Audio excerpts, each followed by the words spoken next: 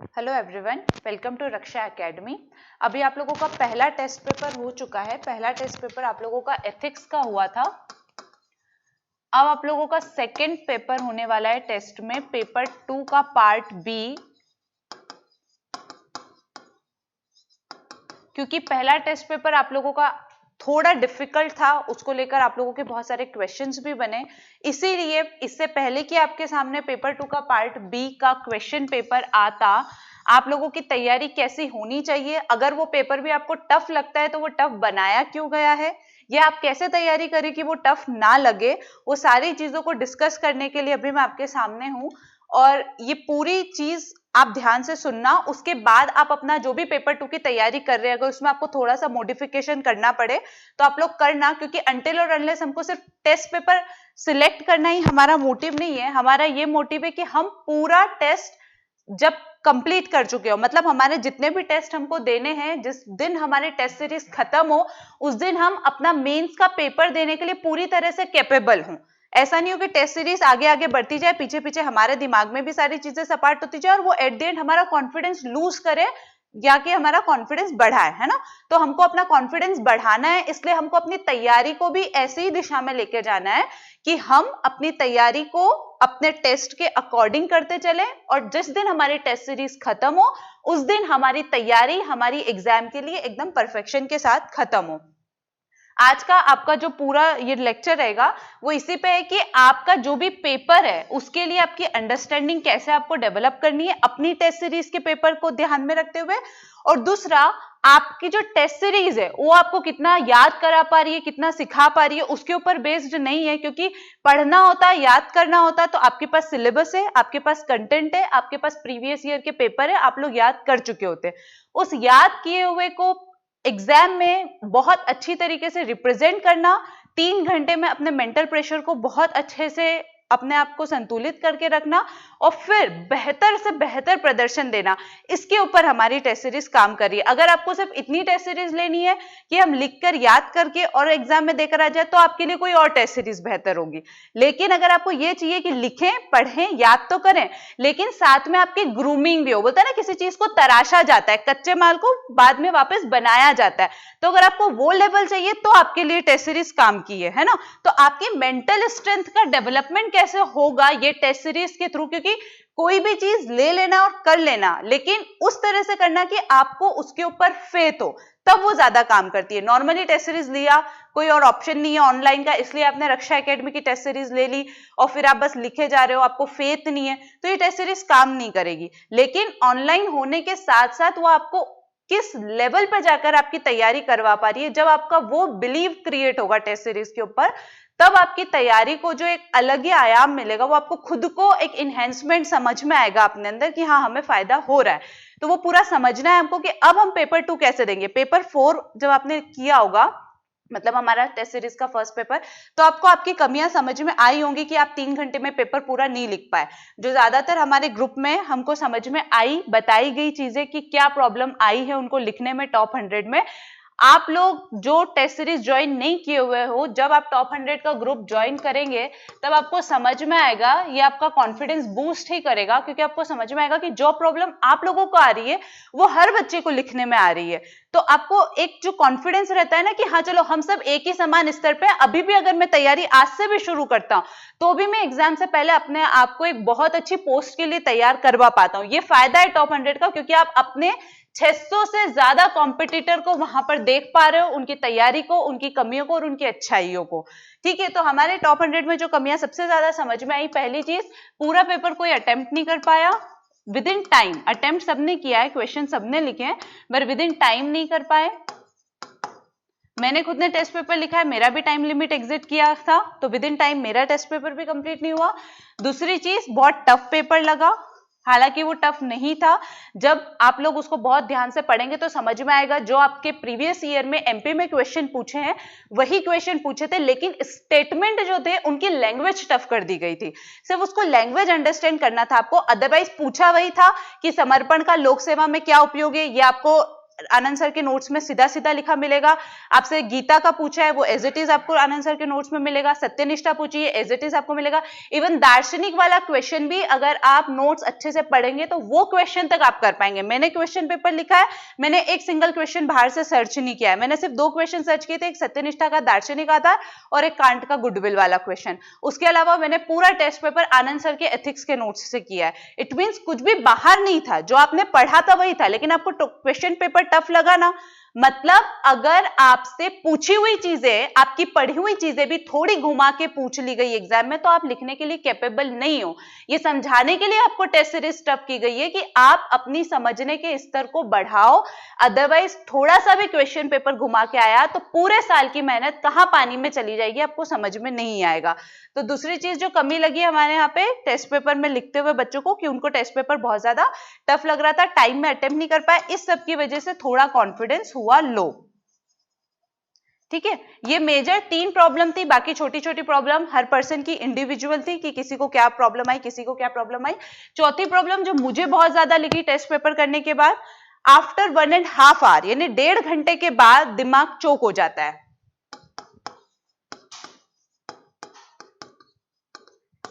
उसके बाद आपका माइंड काम करना बंद कर देता है। अगर आपका पेपर, हालांकि हमको एग्जाम में इतना प्रेशर रहता है कि हमको 3 घंटे में पेपर लिखना ही है, उस समय ना हमको पानी दिखाई देता है ना हमको चाय दिखाई देती है, हमको हमारा 3 घंटे का पेपर पूरा का पूरा लिखना है। लेकिन 1.5 घंटे के बाद आपके सोचने समझने की क्षमता खत्म है। आपको अगर कुछ याद है तो आप लिख पाओगे, नहीं तो फिर वही होगा कि बस जैसे हम लोग एग्जाम में अपने यूनिवर्सिटी एग्जाम में करते हैं, बस फेंक के आते हैं कुछ ना कुछ चीजें, वो चीज हो जाती है। इसलिए हम लोग बहुत अच्छे से रैंक नहीं ले पाते, स्पेशली हिंदी मीडियम वाले, क्योंकि एक तो लिखने में हमको टाइम लगता है, हमारे वर्ड्स हिंदी में हमको लिखना हो देवनागरी लिपि में और वही हमको इंग्लिश में लिखना हो तो हिंदी में लिखने में टाइम लगता है। दूसरी चीज, अब हमारी सोचने की क्षमता भी धीमी हो गई है, तो ये दोनों चीजें आगे जाके हमको कांस्टेंट कर देती है, हमारे लिए एक हर्डल का काम करती है कि हम इसके ऊपर कैसे काम करें। तो ये सारी चीजें हम लोगों को कैसे डील करनी है, पेपर लिख लिया, एनालिसिस नहीं किया और पूरे टेस्ट सीरीज लिख ली तो और कुछ सीखा नहीं तो कोई मतलब नहीं है। मतलब हर एक क्वेश्चन के पेपर के बाद आपका एनालिसिस होना जरूरी है। हम लोग बहुत फॉर्चुनेट है, हम यही छतरपुर में सर के पास है, हमको सारी चीजें देखने को, सीखने को, समझने को मिलती है। बट जो लोग नहीं है यहाँ पे, या क्योंकि ऑफलाइन टेस्ट सीरीज की फैसिलिटी अभी नहीं स्टार्ट हो पा रही है, तो हम लोग इस तरह से डिस्कशन स्टार्ट करते हैं, इस तरह से एक दूसरे से कांटेक्ट बनाते हैं कि आपने क्या सीखा वो हम तक टॉप 100 के माध्यम से पहुंचे, हमने क्या सीखा वो आप तक टॉप 100 के माध्यम से या ऐसे किसी लेक्चर के माध्यम से पहुंचे, और एक दूसरे की गलतियों से हम लोगों को समझ में आए कि हाँ ये गलती सामने वाले ने की है, कल हम लोग भी ये वाली गलती कर सकते हैं।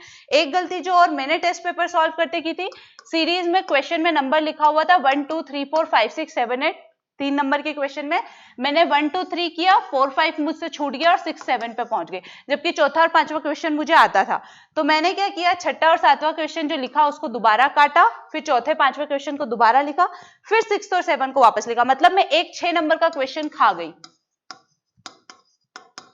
मेरा एक 6 नंबर का क्वेश्चन छूट गया। तो ये मेरी गलती हुई। हो सकता है मैं ये वाले क्वेश्चन दोबारा रिपीट नहीं करती, जाने देती, तो मैं 6 नंबर के 2 क्वेश्चन अटेम्प्ट कर लेती हूँ, मेरे नंबर काउंट, मतलब कहीं ना कहीं मैं एक बैलेंस बना लेती अपने नंबर में। तो वो एक मुझसे मिस्टेक हुई। तो ध्यान रखना है हमको कि हम नंबर का सीक्वेंस, क्योंकि हमको चेंज नहीं करना है क्वेश्चन में, तो हम बहुत सावधानी से पेपर करें कि 1 2 3 4 5 जब हमको दिख रहा हो तो हम एक जैसा लिखें, उसको ऊपर नीचे नहीं हो जाए नंबर, जैसा हमारा प्रीलिम्स में होता है, ओएमआर शीट भरते हुए हम ऊपर नीचे कर देते हैं नंबर। तो वो चीज, अब ये नहीं हो कि ये सारी गलतियां हो रही है तो हम कॉन्फिडेंस लो करके बैठ जाए। मुझसे भी बहुत सारी गलतियां हुई, ऐसा नहीं कि मैं बैठ के रोऊं कि मेरी तैयारी नहीं हुई है। हमको सीखना है अपनी गलती से और फिर आगे बढ़ना है कि नहीं, अब अगले पेपर में हमको ये वाली गलती एटलीस्ट नहीं करनी है। नई गलती करेंगे, उससे नई चीज सीखेंगे, ताकि एग्जाम में जाके फाइनली कोई गलती करने का चांस ही ना बचे।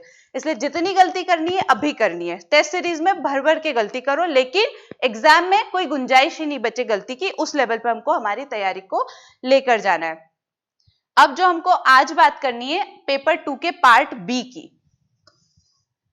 आपको पेपर 2 का पार्ट बी का क्वेश्चन मिलेगा, आपको फिर से पहली चीज दिखेगी टफ है, क्योंकि टफ बनाया गया है। ठीक है, लेंदी पेपर है, मतलब विद इन टाइम पूरा नहीं होगा। अब ये दो रीजन क्या है क्यों हमने लेंदी पेपर रखा, जबकि आप एमपीपीएससी का पेपर देखेंगे बहुत आसान सा पेपर आता है, सीधे सीधे पूछ लिया जाता है प्राथमिक शिक्षा क्या है, वृद्धजनों की समस्याएं क्या है, या चल सेवा केंद्र क्या है, पैरा चिकित्सा क्या है, सीधा सीधा पूछा हुआ है, कुछ घुमा के नहीं पूछा हुआ है ना। लेकिन यहाँ पे आपको अगर आपके क्वेश्चन पेपर में 60 क्वेश्चन दिए हुए हैं तो आपको 35 से ज्यादा क्वेश्चन ऐसे मिलेंगे जो घुमा के पूछे हुए हैं, सीधे क्वेश्चन आपको नहीं मिलेंगे, मैं अभी से बता रही हूं। अब रीजन क्या है और क्यों हमने पेपर को टफ बनाया है वो दो रीजन मैं बताती हूँ। पहली चीज, एमपीपीएससी अपना क्वेश्चन खुद कभी पूरा नहीं बनाती, हमेशा इधर उधर से कॉपी करती है। जितने भी आपके आसपास के स्टेट्स हैं, चाहे छत्तीसगढ़ हो, राजस्थान हो, उत्तर प्रदेश हो, कोई भी स्टेट ले लो, उत्तराखंड तक चले जाओ, यूपीएससी को ले लो, वो चाहे उनका एज इट इज क्वेश्चन नहीं करेगी लेकिन सार उठाती है वहां से और फिर वो क्वेश्चन बनाती है। ठीक है, तो पहली चीज हमने अपना क्वेश्चन पेपर बनाते हुए क्या किया है, जितने भी स्टेट्स हैं उन सब के क्वेश्चन पेपर का एनालिसिस किया है और उसके बाद आपके क्वेश्चन बनाए गए हैं। मतलब अब आपके पास कोई ऐसी संभावना नहीं है कि घुमा के कहीं का कॉपी क्वेश्चन पूछा गया तो आप नहीं लिख पाओगे। आप अभी तक जितने भी इंस्टीट्यूट की टेस्ट सीरीज ज्वाइन करोगे आपको वहां पे दो चीजें मिलेगी, पहला या तो एमपीपीएस के प्रीवियस क्वेश्चन की कॉपी पेस्ट मिलेगी या फिर उनके खुद के जो पिछले सालों के क्वेश्चन पूछे हुए वो आपको कॉपी पेस्ट करते हुए मिलेंगे। भैया जब एमपीपीएससी को उसी ट्रेंड पे चलना है तो 5,000-7,000 रुपए की टेस्ट सीरीज आप ज्वाइन क्यों कर रहे हो, उनके पुराने टेस्ट पेपर आपको मार्केट में मिल जाएंगे। एमपीपीएस के प्रीवियस क्वेश्चन की हर दुकान पे आपको 200-200 रुपए में किताबें मिल जाएंगी, तो आप 1,000-1,000, 7,000, 8,000 रुपए देके टेस्ट सीरीज ज्वाइन करने क्यों जा रहे हो। जब आपको इस तरह का एनालिसिस नहीं मिल रहा है कि मध्य प्रदेश कहां से क्वेश्चन उठा के ला रहा है, मध्य प्रदेश अगर करंट का कोई क्वेश्चन पूछ रहा है तो किस तरह का करंट पूछ रहा है और वो अभी हम कैसे तैयार करें। अगर प्रीवियस ईयर का क्वेश्चन कॉपी पेस्ट करना है तो सीधे कॉपी पेस्ट नहीं करेंगे ना। अगर आज उसने पूछ लिया है कि विस्थापितों की समस्या क्या है, उसने पूछ लिया है महिलाओं की समस्या क्या है, बच्चों की समस्या क्या है, अब क्वेश्चन में जो आपका सिलेबस है उसमें सिर्फ निशक्तजन या वृद्धजन छूटे हैं, तो मतलब अब एग्जामिनर के पास एक ही आयाम बचा है निशक्तजन पूछने का। वो जितने भी आपके अशक्त वर्ग है उन सबको पूछ चुका है, अब उसके पास अगर निशक्तजन पूछने का स्कोप बचा है तो वो वही पूछेगा ना, वो खुद अपने आप को क्यों रिपीट करेगा। और आपको पता चलेगा कि आपको उन टेस्ट सीरीज में निशक्तजन के ऊपर क्वेश्चन ही नहीं मिल रहा है, तो आप टेस्ट सीरीज ज्वाइन क्यों कर रहे हो। जो कमी हमारी साइड से रह जाती है वो कमी टेस्ट सीरीज पूरी करती है। तो अब इतना टाइम आपके पास नहीं है कि आप 6 घंटे बैठो, इतने सारे स्टेट के टेस्ट पेपर लेकर आओ, प्रीवियस ईयर के क्वेश्चन का सिलेबस के साथ एनालिसिस करो, फिर जितने पुराने क्वेश्चन और जहां से मिल रहे हो उन सबका एनालिसिस करके फिर अपना टेस्ट पेपर बनाओ। नहीं ना, इसीलिए आप टेस्ट सीरीज ज्वाइन करते हो। जब आपको उतना 100% गिव अप मतलब पूरा नहीं मिल रहा है आपको उतना पोटेंशियल के हिसाब से टेस्ट पेपर, तो टेस्ट पेपर में 1,000 रुपए वेस्ट करने का मुझे नहीं लगता कि कोई मतलब है। मैं खुद टेस्ट पेपर नहीं ज्वाइन करती, अभी मैं खुद मेंस का पेपर लिख रही हूँ, लेकिन मैंने कहीं और ज्वाइन नहीं किया, रक्षा एकेडमी में ज्वाइन किया। उसका रीजन एक यही था, टेस्ट पेपर की क्वालिटी भी तो कुछ होनी चाहिए जब आप मेंस लिखने के लिए जा रहे हो, तो वो चीज आपको यहाँ पे देखने को मिलेगी। तो पहली चीज, जितने भी स्टेट्स हैं उन सब के क्वेश्चन पेपर का एनालिसिस हुआ है। दूसरा, खुद एमपी ने जहां से प्रीवियस ईयर के क्वेश्चन उठाए हैं अब उसके पास छूट क्या गया है। जैसे मैंने आपको बताया अशक्तजन में सब पूछ लिया है, सिर्फ निशक्तजन पूछना बाकी रह गया है, तो हमने वो चीज उठाई है। जो भी एमपी ने पूछना छोड़ दिया है, मतलब आगे उसके पूछे जाने की अब संभावना बनती है, वो वाले क्वेश्चन हमने आपको उठाए हैं, तो आपको प्रीवियस ईयर का रिपीटेशन नहीं मिलना है। तो इस वजह से आपको, जैसा मैंने यहाँ पे बताया कि क्यों आपको टफ लगेगी और क्यों आपको लेंदी पेपर मिलेगा, क्योंकि आपको कहीं से भी कॉपी पेस्ट किए हुई चीजें नहीं मिल रही है, कहीं से भी आपको सीधा सीधा नहीं मिलेगा, घुमा के मिलेगा। तो पहली चीज, डिफरेंस कहाँ है, इस एनालिसिस में डिफरेंस है जो आपको किसी भी टेस्ट सीरीज में नहीं मिलेगा। ठीक है। दूसरी चीज, अब ये टेस्ट सीरीज आपके कोच का काम करेगी। कोच का काम कैसे करेगी, आपको पूरा ध्यान रखना है टेस्ट पेपर लिखते समय। जैसे एक क्रिकेटर होता है, उसको सिर्फ क्रिकेट खेलना नहीं सिखाया जाता है, उसको बॉलिंग भी सिखाई जाती है, उसको फील्डिंग भी सिखाई जाती है, वो विकेट कीपर भी बनता है और इन द एंड जाके कई बार वो खुद कोच का भी काम करता है ना। ये सारा काम सिर्फ एक क्रिकेट खेलने वाला क्रिकेटर करता है। अगर आपको सिर्फ धोनी से 100 रन ही बनवाने हैं तो आप उसको विकेट कीपिंग का काम क्यों दे रहे हो, आप उससे फील्डिंग क्यों करवा रहे हो, आप उससे बॉलिंग क्यों करवा रहे हो। क्योंकि जब तक आपको ये नहीं पता होगा कि बॉल किस तरह से, किस टेक्निक से आपके पास आने वाली है, तब आपको क्या पता है कि आपको किस बॉल पे 1 रन लेना है, किस बॉल पे 4 रन मारने हैं और किस बॉल पे आपको छक्का लगाना है। वो बॉल की प्रकृति आप समझोगे तब तो आप 1, 4 या 6 रन को उसमें से चूज कर पाओगे ना कि इस बॉल पे तो मैं छक्का ही मारूंगा। वैसे ही ये क्वेश्चन आप देखोगे तब आपको समझ में आएगा कि किस तरह के क्वेश्चन में आप 6 में से 3 नंबर ला रहे हो, 6 में से 4 नंबर ला रहे हो, कौन सा ऐसा क्वेश्चन है जिसको आप फटाफट चार्ट बना के खत्म कर सकते हो, किस तरह की प्रकृति के ऐसे क्वेश्चन होते हैं जिनको आपको पूरी तरह से छोड़ देना चाहिए। बहुत सारी चीजें आपको सीखने को मिलेंगी। अब जब एक क्रिकेटर है आप उसको रनिंग भी करवाते हो, स्ट्रेचिंग भी करवाते हो, पूरी जिम की जो भी प्रोसेस होती है वो सब कराते हो, क्यों? फिट रखने के लिए। तो जब हम इतनी बड़ी एग्जाम देने जा रहे हैं तो क्या हम अपने माइंड को ट्रेनिंग नहीं देंगे? हम उसकी स्ट्रेचिंग नहीं करेंगे कि उसके सामने कितनी भी गलत परिस्थिति आ जाए, कितना भी घुमा के पेपर आ जाए, वो वहां पे घबराए नहीं। देखो पेपर होना नहीं होना, रिजल्ट होना नहीं होना बहुत बात की बात है। आप ज्यादातर अगर लोगों को जानते होंगे जो बहुत इंटेलिजेंट होंगे, बहुत अच्छा से पढ़ते होंगे और पूरी क्षमता होगी उनमें कि वो रैंक 1 से 10 में कहीं अपना नाम देखे, लेकिन सिर्फ एग्जाम के टाइम का वो 3 घंटे का फियर उनकी पूरे साल की मेहनत बर्बाद कर देता है कि यार मैं डर गया, डरने में मेरे से गड़बड़ हो गई, गड़बड़ होने में मैंने ये क्वेश्चन यहां कर दिया, ये क्वेश्चन यहां कर गया, हड़बड़ाहट में मुझे याद था फिर भी मैं भूल गया। ऐसी सारी प्रॉब्लम क्यों होती है? इसी वजह से होती है क्योंकि आपने आपके माइंड की स्ट्रेचिंग नहीं करवाई कि भैया तेको 1 किलोमीटर दौड़ने के लिए बोले तब भी तेको उसी ईज के साथ दौड़ना है, तेको 100 किलोमीटर दौड़ना है तब भी तेको उसी ईज के साथ दौड़ना है। एमपीपीएससी के ट्रेंडिंग क्वेश्चन आ रहे हैं सीधे सीधे तब तो तू आराम से लिख लेगा, लेकिन अगर घुमा के क्वेश्चन आते तो देखो घबराना नहीं है, हम वो भी प्रैक्टिस करके जा रहे हैं। अगर वो घुमा के क्वेश्चन पूछेगा तब भी हम करने के लिए कैपेबल होंगे। ये ट्रेनिंग हमारे माइंड को अभी से देना जरूरी है। अब क्यों देना जरूरी है? हम नहीं भी देंगे तब भी इतना डन है कि अगर हम 20 से ज्यादा टेस्ट पेपर लिख लेते हैं 3 घंटे के तो हम कहीं ना कहीं सिलेक्शन ले लेंगे। मैं आपको साफ बोल रही हूँ, आप कोई ट्रेनिंग मत दो अपने माइंड को, जितने टेस्ट पेपर आ रहे हैं बस उठा के रेगुलरली लिख लो, आप कोई ना कोई पोस्ट उठा लोगे। लेकिन रक्षा एकेडमी आपको पिछले 1 साल से मेंस की तैयारी करा रही है। लॉकडाउन के 6 महीने में इंटेंस मेंस की तैयारी कराई गई है, टेस्ट सीरीज लाई गई है, half an hour, 1 hour, 1.5 hour और अब 3 आवर।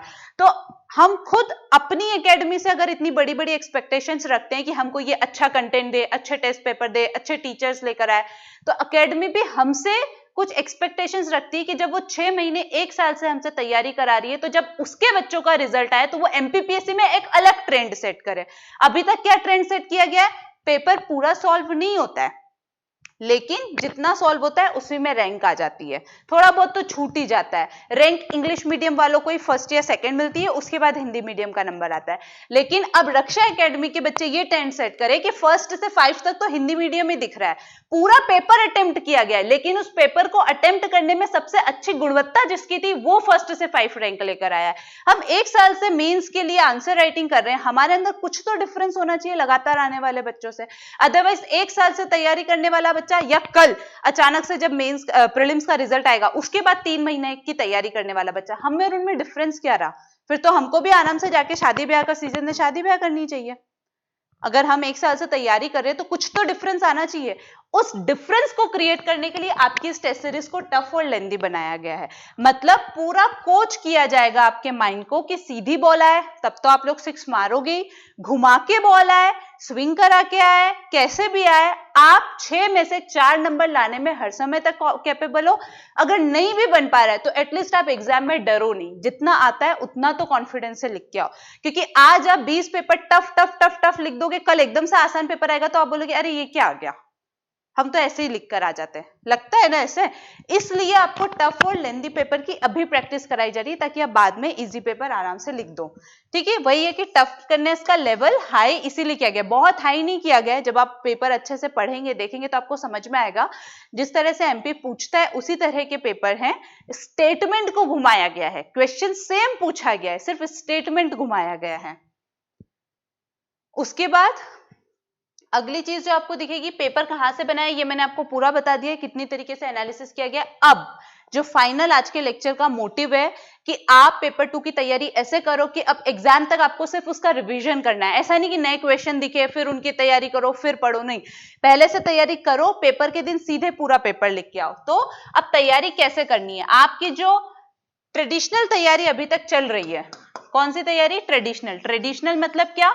सीधे सीधे हमने अपने नोट्स उठाए, प्रीवियस ईयर के क्वेश्चन को देखा, डेफिनेशंस याद की, लाभ हानि याद की, कंक्लूजन याद किया, थोड़ा बहुत योजनाएं थी उस टॉपिक के साथ तो वो योजनाएं याद कर ली, थोड़ा बहुत डेटा अगर आकार से आप पढ़ रहे हो या दृष्टि से पढ़ रहे हो या रक्षा एकेडमी के आप नोट से पढ़ रहे हो, थोड़ा बहुत डेटा उसमें है तो वो डेटा याद किया और खत्म। ये ट्रेडिशनल तैयारी है। अब आपको साथ में क्या करना है, इस ट्रेडिशनल तैयारी को तो कंटिन्यू रखना ही है, प्लस आपको करंट टॉपिक पे अब ध्यान देना है। आप अगर 2018 और 2017 का एमपीपीएससी मेंस का पुराना पेपर देखोगे फर्स्ट से लेकर 4 तक, आपको पता चलेगा कि अब वो धीरे धीरे अपना ट्रेंड चेंज कर रहा है। अब वो एनालिटिकल प्लस करंट की तरफ जा रहा है और 2020 के सिलेबस से उसने पूरी तरह से डिकोड कर दिया है कि भैया मेरे को करंट ओरिएंटेड होना है। तो जब आपसे वो थाली में परोस के बोल रहा है कि करंट ओरिएंटेड होके पढ़ो, उसके बाद आप ये मत सोचो कि कोई मुंह में लाके आपको देगा। नहीं, आपके पास थाली आ चुकी है, आपको पता चल गया है कि हमको करंट पढ़ना है। अब थाली में क्या क्या सर्व करना है आपको और कैसे मुंह में लेना है वो आपके ऊपर है। यहाँ पे मैं थोड़ा सा आपको हिंट दे रही हूँ, आपको क्या क्या टॉपिक तैयार करने हैं पेपर 2 के हिसाब से करंट में। ठीक है, सबसे पहले आपको क्या तैयार करना है, करंट में स्वास्थ्य वाला जो आपका टॉपिक है वो आप करंट से तैयार करो, जिसमें सबसे मेजर मैं आपको बोलूंगी कोरोना। अच्छे से तैयार करो, कोई नई चीज नहीं है। ऐसा नहीं है कि एमपी यूपीएससी की तरह बहुत घुस घुस के करंट निकालता है, नहीं, सीधा सीधा पूछेगा। इसीलिए सीधा सीधा बता रही हूं, अभी भी 3 दिन है टेस्ट आने में। अच्छे से ये टॉपिक तैयार करो, आपको पता चलेगा मेंस में बहुत डिफरेंस आएगा। अगर आपके ये टॉपिक पहले से तैयार होंगे तो आपको बहुत कॉन्फिडेंस देके जाएंगे। दूसरी चीज, नई स्वास्थ्य नीति अच्छे से तैयार करो। नई स्वास्थ्य नीति नहीं, नई शिक्षा नीति जो अभी आई है, ये आप बहुत अच्छे से तैयार करो। आपसे डेफिनेटली एक क्वेश्चन इससे बनेगा, डेफिनेटली बनेगा। सीधे सीधे या तो इससे बनेगा या इसके अंदर जो टर्मिनोलॉजी से उससे बनेगा, ये लाने से क्या प्रभाव हो रहे हैं, इस तरह से बन जाएगा। तो आप इसको अच्छे से तैयार करो। ठीक है, तीसरी योजनाएं। अब योजनाएं तैयार करने में क्या, कम से कम 4 से 5 योजनाएं पुरानी याद करो, कम से कम 4 से 5 योजनाएं नई याद करो। इससे क्या होता है, आपको ये भी पता चलता है कि पुराने समय में क्या हो रहा था, नई योजनाओं में क्या डिफरेंस आ रहा है। जब आप ऐसे वगैरह में अपनी योजनाओं में पुराना प्लस नया दोनों ऐड करते हो ना, तो दिखता है कि आपने पढ़ा है, आप करंट से भी अपडेट हो। ऐसा नहीं कि कोई भी कोचिंग के नोट्स उठा के पुरानी योजनाएं पढ़ रहे हो, नहीं, आपको आज में क्या चल रहा है वो भी पता है। और आपको अगर कोरोना कंप्लीट करना है तो उसके लिए आपको आज की योजनाएं पता होना जरूरी है, और प्लस आपको पुरानी योजनाओं में उसका डिफरेंस समझ में आना चाहिए कि आज और पहले में क्या डिफरेंस हो रहा है। ठीक है, तो ये तीसरी चीज है। अब चौथी चीज क्या करनी है, आपको जो भी पढ़ रहे हो, जैसे आप पेपर भी देखोगे, ऐसा नहीं कि पूरा का पूरा पेपर आपको जो मिलेगा पेपर 2 का वो आपको पेपर 2 में ही काम में आएगा, नहीं। इस पेपर 2 में क्वेश्चन करते समय बहुत सारे क्वेश्चन आपके ऐसे तैयार होंगे कि जब मेन एग्जाम में, जब मेन हॉल में आप एग्जाम हॉल में बैठे होंगे और आपके सामने क्वेश्चन पेपर आएगा, आपके आंसर लिखने का आयाम ही बदल जाएगा। क्योंकि इस तरह के क्वेश्चन सॉल्व करने के बाद आपके पास नया कंटेंट होगा, नया करंट अफेयर्स होगा और नए तरीके की टर्मिनोलॉजी मिलेगी कि अच्छा ये वाले, इस वाले पार्ट का ये, मैं अभी पूरा पेपर आपके सामने नहीं डिस्क्लोज कर सकती, इसलिए बहुत ज्यादा एग्जाम्पल नहीं दे रही हूँ, बट मान लो कोई एक आयाम है, मान लो शिक्षा नीति है। अच्छा, शिक्षा नीति में नई शिक्षा नीति ये लेकर आई है, मान लो नई शिक्षा नीति लेकर आई है कि इंसान मानसिक रूप से शांत रहे, ऐसा नहीं हो कि वो आत्महत्या की ओर दौड़े, तनाव प्रबंधन जैसी चीज उसमें होनी चाहिए। तो अब आपसे अगर कोई चीज पूछी जाएगी, चाहे स्वास्थ्य में पूछी जाए, शिक्षा में पूछी जाए, आप पेपर 3 हो, पेपर 4 हो, ऐसे हो, आपके पास एक नया आयाम हो गया लिखने का। अब आप उसको जहां मर्जी चाहे यूज करो।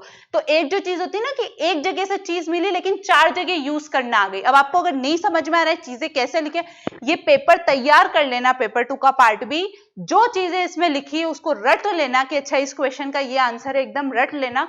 आपको डेफिनेटली अपने ऐसे में पेपर 2, पेपर 3 और पेपर 4 में आंसर लिखने में एक बहुत अलग डिफरेंस समझ में आएगा कि अच्छा पेपर में पूछा कुछ और होगा, लेकिन हाँ मैंने पेपर 2 के पार्ट भी में वो तैयार किया था, वो यहाँ पे एज इट इज लिख सकता हूँ, वो डेटा लिख सकता हूँ, वो करंट लिख सकता हूँ। तो ऐसे ओवरऑल आपकी तैयारी हो रही है। आप बहुत संकीर्ण दायरे में जाके तैयारी मत करना कि टफ है, लेंदी है, पेपर 2 तो इतना इजी आता है, इन्होंने ऐसा क्यों पूछ लिया। आपको बहुत अलग लेवल पे तैयार कराने के लिए बहुत मेहनत से पेपर तैयार किया गया है, कहीं से कॉपी पेस्ट नहीं किया गया है। बहुत एनालिसिस करके कि कहाँ पे किस किस कंटेंट की जरूरत इन फ्यूचर आपको किसी और पेपर में पड़ सकती है, वो सारी चीजों का ध्यान रख के आपका पेपर तैयार किया गया है। ठीक है, तो ये पूरा आपको ध्यान रखना है इसमें। और भी आपका जो भी नया चल रहा हो उसमें, जैसे कौशल विकास कार्यक्रम के क्षेत्र में अगर आपका कुछ चल रहा हो तो आप अच्छे से तैयार करना, वैसे वो योजनाओं में ही आ जाता है आपका। शिक्षा नीति में हो गया, स्वास्थ्य में हो गया, महिलाओं के क्षेत्र में अगर कुछ नया आया हो, स्पेशली घरेलू हिंसा, साइबर सिक्योरिटी, ये वाली चीज। क्यों बोल रही हूँ घरेलू हिंसा, आप सबको पता है लॉकडाउन में कितनी संख्या बढ़ी है ना, और लॉकडाउन में कोरोना के क्या नेगेटिव इंपैक्ट्स हुए वो सब आपको तैयार करना है। साइबर सिक्योरिटी क्यों बोल रही हूँ, चाइना के सारे ऐप अभी हमने बंद किए। क्यों बंद किए, कहीं ना कहीं हमारी सिक्योरिटी को हार्म कर रहा था, तभी आर्थिक कारण बहुत नगण्य है उसके पीछे कूटनीतिक कारण ही है कि वो हमारे यहाँ की अंदरूनी जानकारी अपने ऐप से बाहर ले रहे थे। तो अब ये मुद्दा कहाँ पे आ गया, हमारी साइबर सिक्योरिटी का। और आपका साइबर सिक्योरिटी एक्ट आता है, आईटी एक्ट, तो ये सीधा सीधा आपसे पूछा जा सकता है। चिकित्सा क्षेत्र में क्या क्या चेंजेस आ रहे हैं, क्या क्या कमी आ रही है, वही ढर्रे से चली हुई चीजें आप मत लिखना। कोरोना काल में बहुत सारी चीजें चेंज हुई है, ग्रामीण परिवेशों, शहरी परिवेशों, स्वास्थ्य के क्षेत्र में कोरोना काल में बहुत सारी चीजें चेंज हुई है। अभी तक हम ग्रामीण परिवेश की जो चिकित्सा समस्याएं लिखते थे, शहरी क्षेत्र की जो चिकित्सा समस्याएं लिखते थे, वो अब 0 या 1 पर पहुंच गई है, और कोरोना काल की जो समस्या है वो 10 पर आ गई है। अभी तक हम बोलते थे भैया फर्स्ट एड किट होनी चाहिए, एक कंपाउंडर तो एटलीस्ट हो सार्वजनिक केंद्र में, इतना तो हो, उतना तो, ऐसे बोलते थे, लेकिन आप सीधे वेंटिलेटर पे पहुंच गए हैं। समझ रहे हो कितना ड्रास्टिक चेंज आया हमारी स्वास्थ्य सुविधाओं की नीड में, कि अभी सिर्फ कंपाउंडर से काम नहीं चलेगा। इतना नहीं चलेगा कि गांव में सिर्फ किसी को इंजेक्शन लगाना आता और उसका काम चले, नहीं, गांव में भी एक ना एक पैथोलॉजिकल लैब होनी चाहिए जहां कोरोना का टेस्ट हो सकता है, जहां मलेरिया का टेस्ट हो सकता है। इस लेवल पे हमारे स्वास्थ्य सुविधाओं में आवश्यकता की परिवर्तन आया है। ये सारी चीजों का ध्यान रखते हुए थोड़ा करंट अपडेट पे ध्यान दो। नहीं समझ में आ रहा है कहां पे करें, आपका जो भी टॉपिक आपके सिलेबस में लिखा हुआ है, सिलेबस की लाइन उठाना, उसको टाइप करना गूगल पे, पीछे लिख देना दृष्टि आईएएस यूपीएससी हिंदी, दृष्टि आईएएस यूपीएससी हिंदी। आपको उस टॉपिक से रिलेटेड जो भी करंट अपडेट आई होगी, कोरोना काल हो या कोरोना काल के बाद, वो सब आपको इस ऐप से मिल जाएगा। अब ये भी आपके पास बोलने के लिए नहीं बचा है टेस्ट से पहले कि हमको पता नहीं था तैयारी कहां से करनी है, साफ साफ बता रही हूँ, जो भी आपका टॉपिक है एज इट इज उस टॉपिक को लिखना गूगल पे, और पीछे दृष्टि आईएएस यूपीएससी हिंदी डाल देना, सब मिलेगा, और हिंदी में मिलेगा और बहुत अच्छी लैंग्वेज में मिलेगा। इंग्लिश वालों को तो कोई दिक्कत है ही नहीं, बहुत सारी साइट्स हैं। तो अब ये भी मत बोलना कि हमको नहीं पता है कि पेपर में चीज कहां से पूछी गई है, हम कहां से तैयारी करें, पहली चीज। दूसरी चीज, अब मत बोलना कि पेपर टफ था, लेंदी था, बनाया गया है ताकि आपको उस मेंटल लेवल के साथ तैयार कर दिया जाए कि अब आप हर पेपर को लिखने के बाद बहुत अच्छे से अपना एनालिसिस कर पाए। अब जो मेन बात लास्ट में मुझे बतानी है, हाँ, क्या ध्यान रखना है, एनालिसिस कैसे करना है। अभी जैसे आप सबने कॉपी लिखी, बहुत अच्छे से सबकी कॉपी आई, पेपर आते से विद इन 3-4 आवर्स आप लोगों की कॉपी आना शुरू हो गई थी। बहुत अच्छी, बहुत ज्यादा अच्छी चीज है कि आप लोग इतने सीरियसनेस के साथ वो टेस्ट पेपर लिख रहे हैं। अब हमको जो अपना एक कॉन्वर्सेशन स्टार्ट करना है टेस्ट पेपर एनालिसिस के लिए, वो हमको क्या करना है, जैसे मैंने टेस्ट पेपर लिखा, मेरे टेस्ट पेपर में क्या गलतियां हुई, मैं 10 पॉइंट से कागज पे लिखूंगी और हमारा जो टॉप 100 वाला ग्रुप है मैं उसमें डालूंगी, क्योंकि 3 घंटे का पेपर रक्षा एकेडमी का हर टीचर लिख रहा है, हर टीचर अपनी कॉपी एनालिसिस करेगा, नहीं तो कम से कम मैं अपनी कॉपी एनालिसिस करूंगी। आनंद सर ने हमको क्या रिव्यू दिया है, मतलब बरखा ये ध्यान रखना, ये ध्यान रखना, वो चीजें मैं स्पेसिफिकली आनंद सर का नाम लिख के लिखूंगी, ताकि अगर आप वो गलती से कॉपी में अगर वो मेंशन कर रहे हैं चीजें, वो गलतियां, तो आप वो चीजें ना करें दोबारा। ठीक है, ये मेरी साइड से होगा, 10 पॉइंट मेरी गलतियों के और 10 पॉइंट आनंद सर ने जो मुझे अपनी कॉपी के ऊपर रिव्यू दिया है वो वाली चीजें। आपको क्या करना है, आपको अब एनालिसिस कैसे करना है, आपको भी पहले पेपर करते वक्त तो क्या ध्यान रखना है, जो आनंद सर ऑलरेडी अपनी स्ट्रेटेजी में बचा चुके हैं, पूरा पेपर पढ़ना है, पेपर हाथ में आते से ही टाइमर ऑन करना है 3 घंटे का, पूरा पेपर पढ़ना, उसमें सिलेक्ट करना कि मुझे 15 नंबर के कितने क्वेश्चन करने, 10 नंबर के अगर 15-16 क्वेश्चन दिए तो उसमें 10 क्वेश्चन कितने करने, 5 नंबर 300 शब्दों वाले 15 नंबर वाले 5 क्वेश्चन दिए, उसमें से 3 कौन से करने, वही सिलेक्शन वाली प्रोसेस आपको अपनानी है। ये आपको कंपलसरीली पहले करनी है, चाहे आपका टाइम जा रहा हो, ये आपकी कोच का टाइम है, आपके दिमाग को ट्रेन करने का टाइम है। आज 15 मिनट ले रहा है, कल 10 मिनट लेगा, एक पेपर में 5 मिनट तक पहुंच जाओगे। है ना। और यहाँ पे अभी जो आपको टेस्ट पेपर में क्वेश्चन दिए वो थोड़े लेंदी क्वेश्चन है, आपकी एग्जाम में इतने लेंदी क्वेश्चन नहीं आएंगे। यहाँ पे अगर आपको पूरा टेस्ट पेपर पढ़ने में 10 मिनट्स लग रहे हैं तो श्योरिटी के साथ आप एग्जाम में पूरा पेपर विद इन 5 मिनट्स पढ़ के अपने क्वेश्चन सिलेक्ट कर लोगे, ये पूरी गारंटी के साथ मैं बोल रही हूँ। क्योंकि यहाँ पे जैसे लेंदी क्वेश्चन है, एमपीपीएससी उतने लेंदी क्वेश्चन नहीं पूछता है, लेकिन गलती से 2-4 लेंदी क्वेश्चन पूछ लिए तो हमारा माइंड पैनिक ना कर जाए, उसके लिए तो हमको तैयार रहना है ना। तो हम 10 मिनट के लिए तैयार होते हैं, बाकी तो जो टाइम बचा वो तो हमको गॉड गिफ्टेड है ना।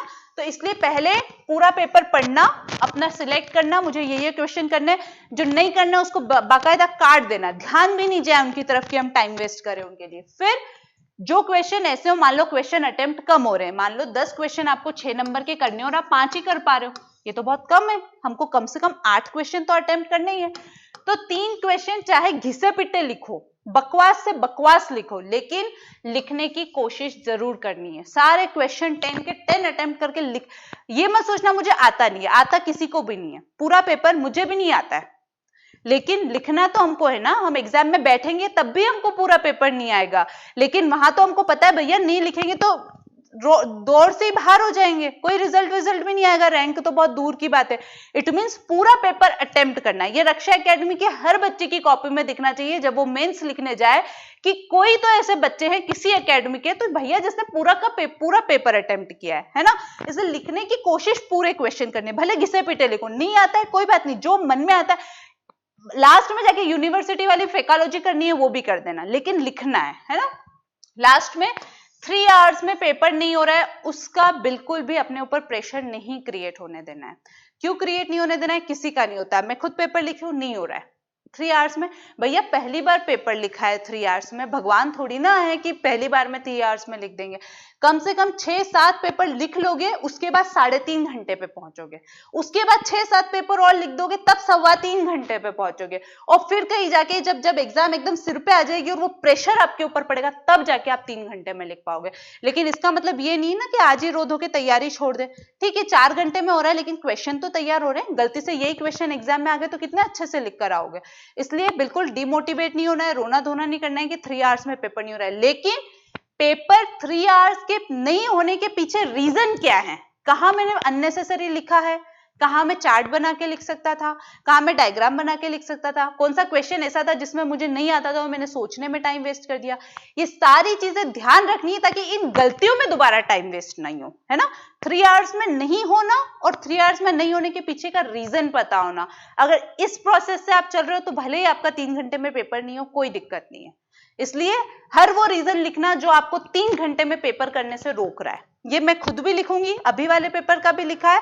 अब नेक्स्ट पेपर से हम लोग शेयर करेंगे अपनी चीजें कि मेरा 3 घंटे में क्यों नहीं हुआ, आप लोग अपना बताना आपका 3 घंटे में क्यों नहीं हुआ, बाकी टीचर्स अपना बताएंगे उनका 3 घंटे में क्यों नहीं हुआ, और फिर हम धीरे धीरे सब लोग अपना पेपर 3 घंटे में करने की पूरी कोशिश करेंगे। तो 3 घंटे का हमको ज्यादा नहीं लेना है। एक और चीज कि जब मैं पेपर लिख रही थी 1.5 घंटे के बाद मेरा दिमाग काम नहीं कर रहा था, सच बताऊं 10 मिनट का चाय का ब्रेक लिया था, फिर वापस 1.5 घंटे का पेपर करने बैठी थी, काम ही नहीं कर रहा है भैया, याद है तब भी नहीं लिख पा रही हूँ, पता ही नहीं चल रहा है, सोच ही नहीं पा रही हूँ, चौक एकदम चौक दिमाग, पेन उठ ही नहीं रहा है, हाथ भी थक गए, हाथ को फिर भी चला लेती अगर दिमाग चल रहा होता, दिमाग एकदम चौक, मन ही नहीं कर रहा है, रोना आ रहा है, कोई ले जाए पेपर दूर, अब मेरे को नहीं लिखना, वो वाली कंडीशन होती है। हो सकता है आपके साथ भी हो रही है, डरना नहीं है। आज 1.5 घंटे में रुकी थी, कल मुझे पता है 1 घंटे 45 मिनट तक लिखूंगी, अगले पेपर में 2 घंटे तक लिखूंगी, फिर 2.5 घंटे तक लिखूंगी, एट द एंड 3 घंटे का पूरा पेपर लिखूंगी। धीरे धीरे तो दिमाग ट्रेन होगा ना, और हमारी प्रोसेस क्या है, दिमाग को ट्रेन करना, डर के रो के बैठना नहीं है। इसलिए ये मैंने अभी इसलिए बताया क्योंकि बहुत सारे बच्चों के साथ अगर ये प्रॉब्लम हो रही है तो वो डिमोटिवेट हो रहे होंगे, तो मत डरो, हम खुद पेपर नहीं कर पा रहे 3 घंटे में पूरा, लेकिन कोशिश तो कर रहे हैं ना, और वही चीज हम लोगों को सक्सेस दिलाती है। तो 1.5 घंटे में और एक और चीज जो बोलनी है, 1.5 घंटे के बाद आपका दिमाग कैसे काम कर रहा है। हो सकता है किसी का दिमाग 1.5 घंटे के बाद ज्यादा अच्छा काम कर रहा हो, इतना लिख लिया, इतना मोटिवेट हो गया कि अब तो बाकी का 1.5 घंटा भी बहुत अच्छे से लिख लूंगा। तो हर इंसान के दिमाग पे फर्क पड़ता है कि जैसे मैं 1.5 घंटे में थक गई, हो सकता है आपका दिमाग 1.5 घंटे के बाद ज्यादा काम करना स्टार्ट कर रहा हो। तो अपने आप को एनालिसिस करो, किस आर पे आके थक रहे हो, अगले पेपर में उस आर के बाद ही थकना है, अगर आज के पेपर में मैं 1.5 घंटे में थकी तो ये मेरा टारगेट होना चाहिए कि अगले पेपर में मैं 1 घंटा 50 मिनट क्रॉस करूं। अगर आज मैं 1 घंटा 30 मिनट पे थकी, ये सब आप अपने लिए टारगेट सेट करो। आज आप कहां थके हो, अगले 20 मिनट आपको फिर बढ़ाने हैं, अगले 20 मिनट आपको फिर बढ़ाने हैं, और ऐसे करके हमको 3 आवर्स पे पहुंचना है। तो ये एक काम थी, और ये सारी प्रोसेस हम करेंगे तो धीरे धीरे, बट ऑब्वियसली बात है, हमारा कॉन्फिडेंस बूस्टअप होगा ही। ठीक है, तो ये पूरा आपका पेपर का एनालिसिस था। पेपर 2 में मेन मेरा आने का यही रीजन है कि आप लोग करंट ओरिएंटेड होके पढ़ना, नहीं तो पेपर आएगा सामने और कोई पेपर सॉल्व करके भेजेगा नहीं। इसलिए पहले ही बता रही हूँ, करंट ओरिएंटेड पढ़ना जरूरी है। इतनी बड़ी बड़ी घटनाएं हुई है आपके पास कि एमपी को ना चाहते हुए भी क्वेश्चन पूछना पड़ेंगे। कोरोना से एक क्वेश्चन नहीं पूछेगा, आपको लगता है? नहीं लगता है ना, डेफिनेट से आएगा। कौन सा है? संक्रामक बीमारी है, पेपर 2 का पार्ट है, तो पढ़ना कंपलसरी है। नई शिक्षा नीति नहीं पूछेगा, इतना ड्रास्टिक चेंज स्वतंत्रता के 70 साल बाद शिक्षा नीति में नहीं पूछेगा, पॉसिबल ही नहीं है। एडमिनिस्ट्रेटिव सर्विसेज में नहीं पूछेगा तो कौन से सर्विसेज में पूछेगा नई शिक्षा नीति? इसीलिए बोल रही हूँ, करंट ओरिएंटेड होके पढ़ो। आपका जो भी सिलेबस का पॉइंट है गूगल करो, दृष्टि आईएएस डालो, आपको उससे रिलेटेड जो भी करंट होगा मिल जाएगा। रेलेवेंट लगता है पढ़ो, तैयार करो। 1 घंटा एक्स्ट्रा लगेगा बस, क्योंकि उसमें आपको टू द पॉइंट चीजें मिल रही है, कॉपी करके लिख लेना एज इट इज। कहीं छानने करने की जरूरत नहीं है, उसको क्या काम का है, सब काम का है उसमें सारा डेटा भी काम का है, उसकी डेफिनेशन भी काम की है, उसकी लाभ हानि निष्कर्ष सब काम का है। तो पूरा का पूरा उसको छाप लो, याद कर लो, जैसा क्वेश्चन आपसे पूछा जाता है फिर आप उसके अकॉर्डिंग आंसर लिखो। और बाकी क्वेश्चन टफ आता है इस बार, लेंदी आता है, इसकी शिकायत मत करना। उसके अलावा आपको क्या प्रॉब्लम आ रही है क्वेश्चन पेपर में वो आप बताना। अगर वो ज्यादा कुछ प्रॉब्लमेटिक होगा तो उससे डील करेंगे या उसको सॉल्व करने की कोशिश करेंगे। तीसरी बात, आप सबको अपनी 10 तो प्रॉब्लम टेस्ट पेपर लिखते समय एनालिसिस वाली, ये वाली नहीं कि मुझे ये वाला क्वेश्चन नहीं आया, इस तरह से नहीं, ऐसे कि भैया 1.5 घंटे में मेरे से ये मिस्टेक हुई, 1.5 घंटे बाद मेरा दिमाग काम नहीं किया, मैंने क्वेश्चन पेपर में नंबर्स ऊपर नीचे डाल दिए। इस तरह की जो एक टेक्निकल प्रॉब्लम होती है हमारा पेपर सॉल्व करते समय, वो 10 प्रॉब्लम प्लस आपको खुद को 2-4 कॉपी आप खुद देखना, वो कॉपी पढ़ते समय आपको क्या अच्छी चीज लगी उसमें, वो 5 पॉइंट एटलीस्ट आप किसी भी कॉपी के लिए लिखना। सेम चीज मैं अपनी साइड से करूंगी। इससे हमारा एक कॉन्वर्सेशन का एक बैंड स्टार्ट होगा कि हाँ, अब हम लोग एक दूसरे से सीख रहे हैं। जो हमारा टॉप 100 का मेन इनिशिएटिव है, एक दूसरे से सीखना, वो हम स्टार्ट करेंगे। अगर आपको अच्छा लगे तरीका तो नेक्स्ट पेपर में, नेक्स्ट टेस्ट के बाद हमको पता चल जाएगा आ रहे हैं या नहीं आपके वो वाले पॉइंट्स। और अगर नहीं आएंगे तो फिर हम लोग तो अपनी तैयारी कर रहे हैं, आप लोग अपने हिसाब से अपनी तैयारी करो। एक चीज और बोलूंगी, जिसको रक्षा एकेडमी का टेस्ट सीरीज ज्वाइन करना हो करना, नहीं करना हो मत करना, टॉप 100 ग्रुप ज्वाइन करना हो करना, मत करना।